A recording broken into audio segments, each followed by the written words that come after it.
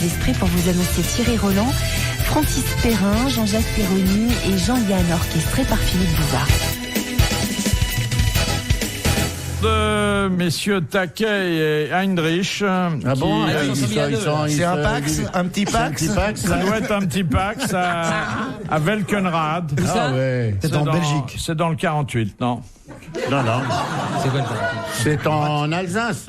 49 bis rue Mitoyenne à Welkenrad. Mitoyenne, c'est le président de la République. 49, Ah non, c'est 48-40.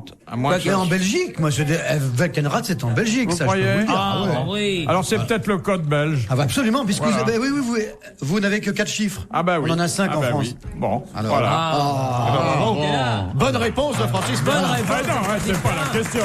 Alors tout de même, là, je connais bien la Belgique.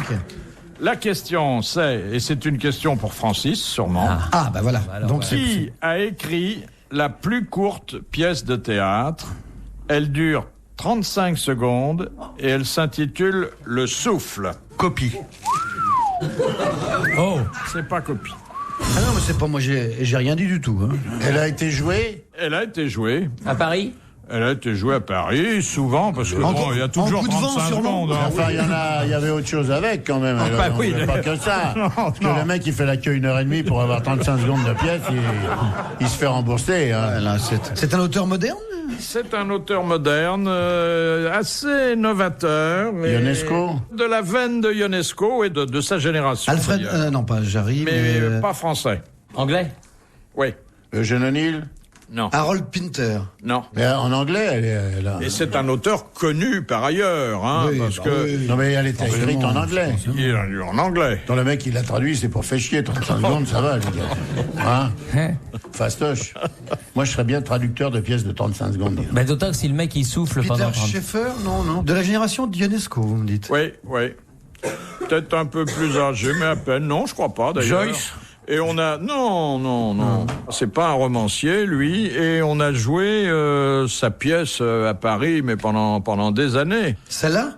Non, pas Ah non, celle-là. d'autres. Ah oui, d'autres. Celles qui l'ont fait connaître et qui étaient un peu plus longues. Anglais ou américain? Anglais. Anglais, mais Moi, je dis anglais, mais moi, vous savez, quand c'est pas sur le carton. Hein. C'est sûr. Oh là là, vous me faites peur là, oui, parce que. Non, parce anglais, que- vous êtes sûr? Parce que le... C'est Tennessee Williams? Non, de c'est- boulevard. Non, c'est pas du boulevard, hein, c'est de la pièce existentielle. Hein. Et il y a une pièce de lui qui a été jouée un gros succès. Ah bah oui, et puis alors en même temps, les comédiens aimaient bien jouer ça. Sing. Et les comédiens aiment bien jouer ça. Oui, parce que chaque fois, il y a des numéros d'acteurs, c'est difficile, on n'est pas très bien Et il est habillés. mort il y a d'ailleurs. longtemps? Ah, c'est Hair? Non. Ah, non. Je sais pas quand. C'est je pas crois Shakespeare, je veux dire. Non.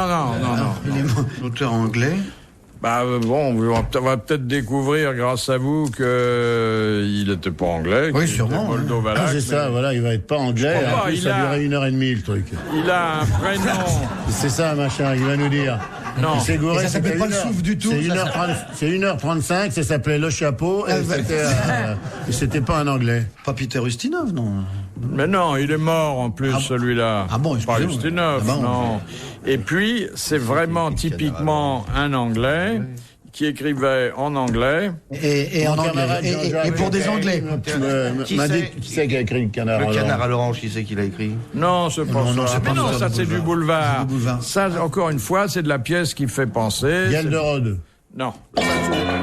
Gelderode, il était hollandais. Ah bah ça y est. ouais. Alors, nous allons applaudir messieurs Taquet et Hindrich. Ah, messieurs Taquet et Hindrich, bravo!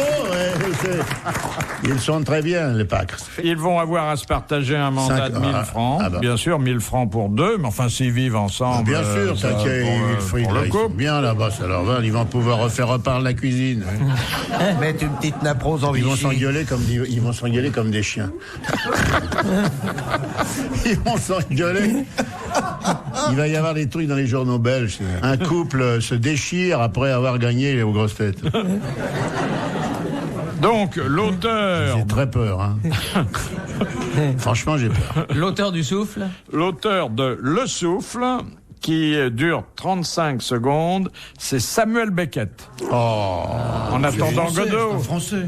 Il écrivait en français aussi. Ah, il a écrit en français, et moi aussi. Ah, il y a monsieur machin, les deux mecs C'est de vrai, Belgique, c'est là, c'est mal barré parce qu'il va y avoir maintenant un règlement de compte entre monsieur Bouvard et monsieur Perrin, et votre pognon devrait mal partir. Moi. Non, mais attendez, c'est pas un auteur de chez nous. Il a été joué chez nous, il est venu souvent chez nous. Il a habité chez nous. Et il pouvait écrire en français, bon. Mais c'était pas un écrivain qui était français à l'origine. Beckett, Samuel Beckett, c'est pas un nom de chez nous. Non, c'est vrai que... Bon. Ça dépend. Si c'est B-E-Q-E de T-E, c'est de chez nous. Oui. Oh, bonjour, monsieur Beckett. ouais. Mais attendez, parce que Pierre Dac, c'est bien lui qui a fait l'os à moelle. Oui, c'est vrai. Alors, le Samuel Beckett. Philippe Bouvard sur RTL, 4h, 4h30, les grosses têtes dans la nuit des temps. Vous savez que vous n'êtes pas propre? Qui, les Français? Oui, ça. Bon, on le sait depuis longtemps. Il y a une enquête sur laquelle on va revenir souvent parce qu'on est tous impliqués et qui montre que 47% seulement des Français se lavent tous les jours. Donc, Se lave quoi? Oui. se lavent complètement. Entièrement. quoi. Prendre une douche. Voilà. Non, mais Voilà. peut-être, attends. Et vous pouvez prendre une douche sans vous laver. Non, ceux qui prennent une douche sont considérés comme, Ah bon. Comme laver. étant, Comme laver, oui. normaux. quoi. Normaux. Bien, douche, bain, tout ça. Et alors, très peu se lavent les mains en sortant des Oui, mais WC. ça- Et encore moins avant d'y aller. d'ailleurs. C'est surtout avant d'y aller, parce que moi je sais qu'elle est propre, donc je vais me laver avant. C'est Mais pour pas la salir. Ah oui, Mais le coup des cacahuètes, là, c'était quand même un truc tragique, ça. Du au Ritz, là. Vous avez suivi ça? non, vas-y. Coup des cacahuètes au Ritz. Ouais. Ils ont analysé Ah oui, machin oui, de oui, oui, cacahuètes. oui. Ah oui. Il y avait 17 urines différentes dans les cacahuètes. Alors là, quand même. Non, ça c'était horrible. Ça fait Mais là, peur, ça. là, c'était l'hygiène dans les bars et les restaurants. hein. Chicos, en plus. En plus, chicos, hein. Ouais. Chicos. Ah non, ça, il faut se méfier. Et alors, les femmes sont plus propres que les hommes. Ça vous épate, ça? Bah, c'est- Non. non, moi, je sais. Non. C'est pas, moi, ça m'épate pas, mais ça me fait plutôt plaisir parce que, avec les hommes, je risque pas de me salir.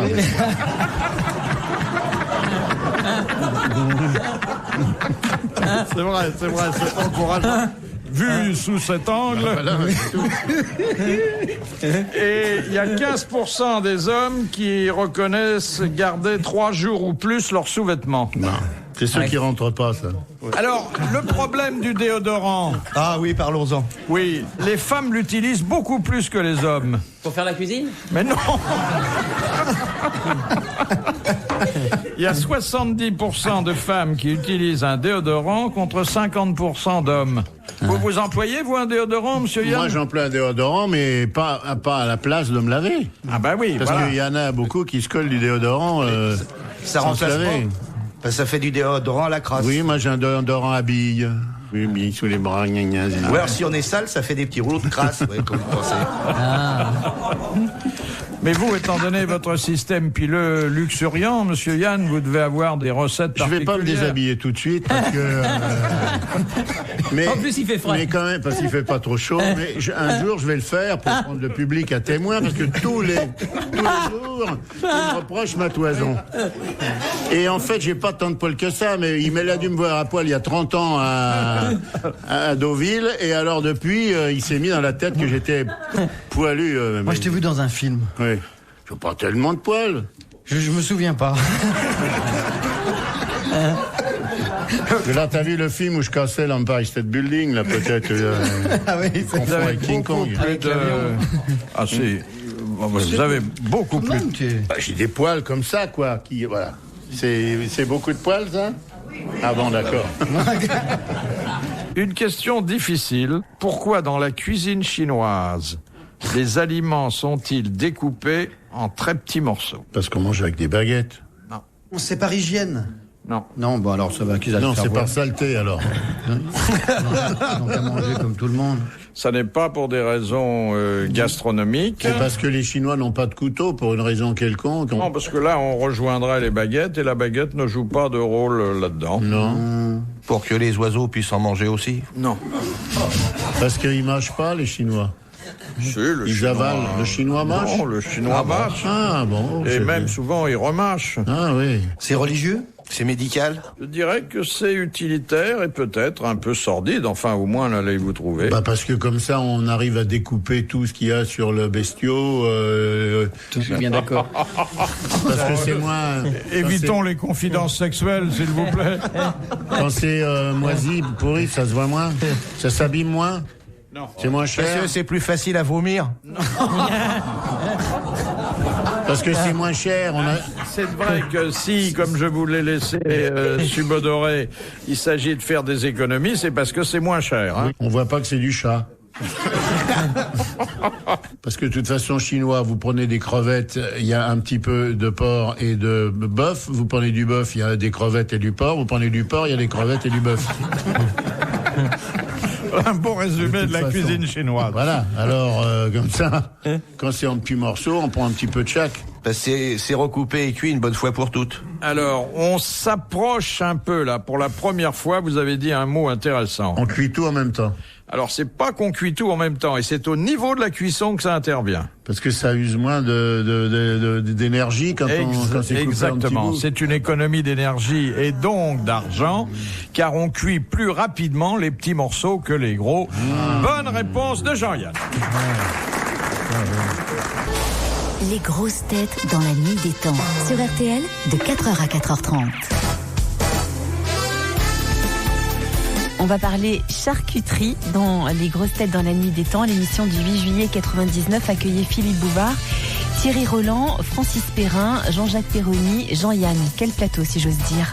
Question de Madame Maury de Toulouse. J'espère qu'elle sera pas ambiguë, cette question, que ce sera net et clair. Hein. Qui a décroché son CAP de charcuterie à l'école du jambon français et qui a vécu des petites... J'ai connu un mec qui était prix Nobel de charcuterie. Un type qui est parti de rien, mon vieux. Il a travaillé beaucoup. Il a passé d'abord son doctorat de charcuterie, son agrégation de charcuterie. Docteur en charcuterie, agrégation de charcuterie. On lui a filé le prix Nobel de charcuterie. Et d'ailleurs, il a voyagé, il arrivait à bon port aussi. C'est pour ça qu'il ne faut pas s'en faire, les jeunes. Il y a quand même de l'avenir pour vous dans un certain nombre de professions. Laissez tomber tous les trucs, le droit, le machin, la charcuterie, c'est quand même un truc très très bien. Mais il faut avoir des tripes. Hein. Ouais. Non, mais le type dont parle Jean, il a écrit des livres pour qu'il sonne le gras. C'est bien. Oui, c'est vrai. Mais il a été mis à la porte de sa première place parce qu'il avait voulu mettre de la gelée dans les jambons de la patronne. Alors voilà tout de Ça qui suite. s'appelait. Voilà tout de Ça suite qui des était cochonneries. assez grosse. Vraiment. Elle s'appelait Henriette, elle était empâtée. Tout ça est consternant. Vous vouliez dire qu'il voulait accrocher les jambons au clou. C'est ça. Voilà. Il voulait mettre 4 jambons à un seul clou. Bref, et je reprends la question de Madame Maury de Toulouse en lui demandant de bien vouloir excuser ses commentaires. On a dit des couenneries. Fallacieux. Tendancieux, et je dirais même à la limite du graveleux. C'est vrai. Qui a décroché son CAP de charcuterie à l'école du jambon français, les JF, et qui a vécu des petites dames à Pigalle avant de connaître le succès. Mais il se tapait des boudins. Hein. Ah, il fallait la faire. Il a vécu à Pigalle, quoi, mais pas. C'est un peintre. Non. On souffle C'est un pas. acteur. Attends, c'est pas. Oui. C'est Alain Delon. C'est Alain Delon qui, de son propre aveu, a eu son CAP de charcuterie avant de faire des cochonneries à Pigalle. Bonne réponse de Jean-Jacques Perroni. Il est charcutier, Alain. Donc, s'il arrête le cinéma, il a encore un métier dans les Tiens, mains. un peu mon neveu, il va nous faire des bons petits jambonneaux, des machins, des trucs. Il sait faire le pâté de campagne et tout. S'il ouvrait une charcuterie à Paris, là. Charcuterie Alain Delon. Il peut ouvrir un truc, ouais. Le salami Borsalino. Vous voyez ça? C'est formidable. Ouais, bien. Hein. Charcuterie aux huîtres. Ah, mais c'est bien de voir. Il a écrit, c'est lui qui a joué dans 8h30, vous savez. Alain Belon.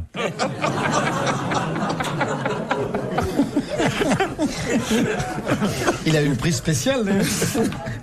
Mais on devrait tous avoir un métier comme ça qui nous permet de nous recycler au marché. Mais là, il en avait deux, puisqu'il était aussi à Pigalle, où ça marchait, paraît-il, très fort pour lui. Il donnait à la fois dans la charcuterie et la poissonnerie, d'après ce que vous nous dites. Question de Monsieur Bouchard.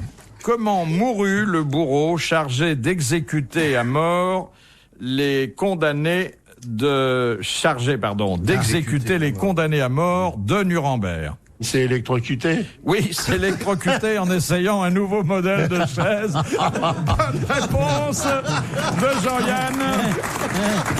Il est mort par où il avait péché. Ah, ça, c'est fort. Ah, ça, c'est formidable.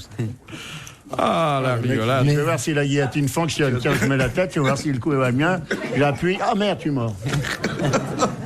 Ça vaut le coup d'être au courant.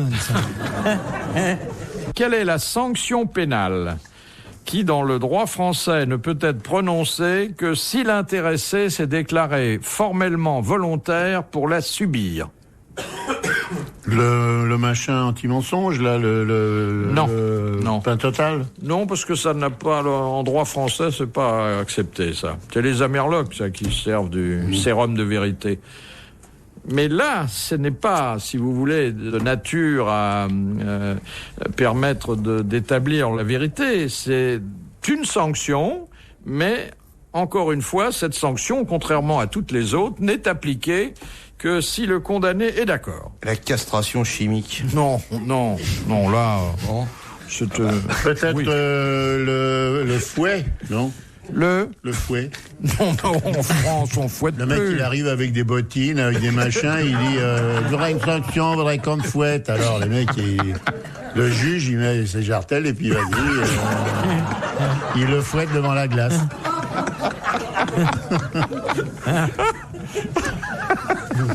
Mais il faut qu'ils se connaissent, hein.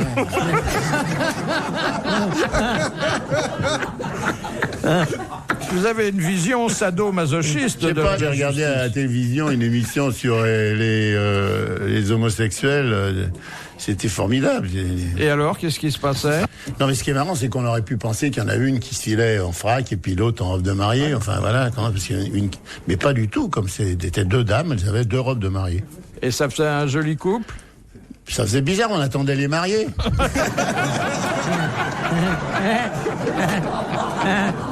Oui. On voyait la noce après? Oui, après ils dansaient et tout, machin. Est-ce que quand dans un mariage d'homme, il y en a un qui est habillé en marié? Ah Non. Ah non, Vous me regardez. Un mariage d'hommes, ils sont tous les deux en jaquette.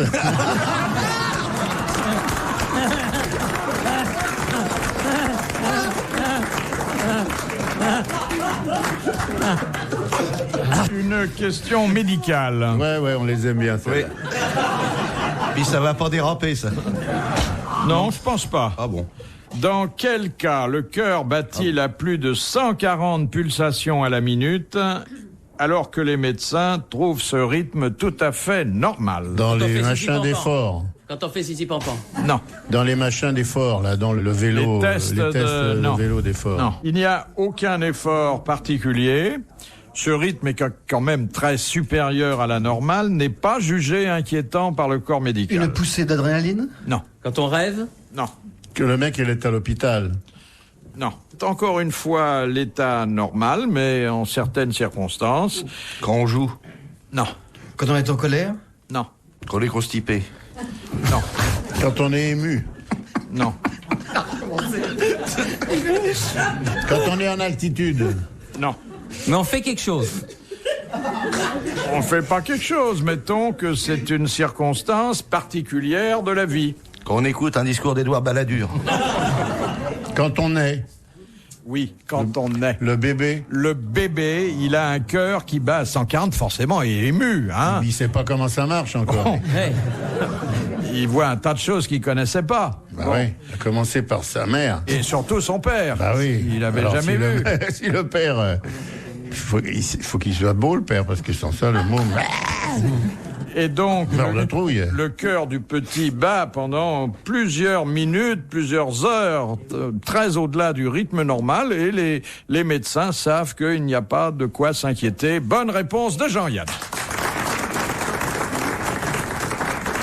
Et à l'inverse, quand on meurt, il bat très faiblement. Mais il n'y a pas de quoi s'inquiéter. Et les médecins s'inquiètent pas non plus parce qu'il il est mouru le mec, alors c'est normal. Retrouvez les grosses têtes dans la nuit des temps à tout moment sur RTL.fr.